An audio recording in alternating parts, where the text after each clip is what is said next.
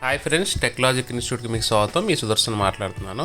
ఈరోజు మనకి ఒక మొబైల్ వచ్చిందండి. ఇది పార్సల్లో వచ్చింది. మనకి ఒకటి చేశాను. బ్యాటరీ అయితే డిస్కనెక్ట్ చేసే ఉంది. ఎప్పుడైనా పార్సల్ వచ్చేటప్పుడు అలా డిస్కనెక్ట్ చేసి పెట్టడం మంచిది అన్నట్టు. ఓకే, చూసారుగా. అయితే ఫోన్ అయితే బటన్ ప్రెస్ చేశాను. ఓకే, లోగోలో వస్తుంది చూడండి, ఎంఐ లోగో పడుతుంది అంతే. ఓకే, చాలాసేపు పెట్టాను అట్లా, బట్ ఏంటంటే అలానే ఉండిపోయింది. కస్టమర్ కూడా మన స్టూడెంట్ కాదు, మన సబ్స్క్రైబర్ అంట. ఓకే, చూసారుగా. ఆ తర్వాత పోర్ట్ అనేది డిటెక్ట్ చేస్తుందా అసలు ఏంటి అనేది చూశాను. పోర్ట్ కూడా చూపిస్తుంది.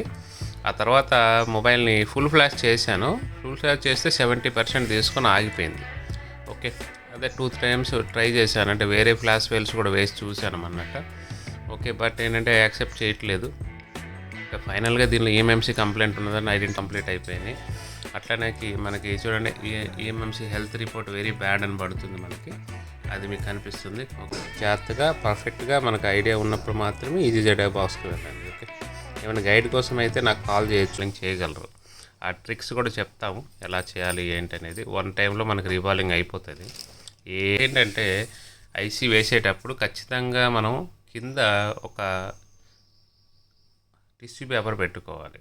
ఎందుకంటే దానివల్ల హీట్ అనేది కిందకి వెళ్ళదు, తొందరగా మనకి ఐసీ ఇన్సర్ట్ అయిపోతుంది. ప్లస్ ఏంటంటే పక్కన మనం సిపియు ఉంది, వచ్చిందనమాట. ఓకే, చాలా పెద్ద ప్రాసెస్సే.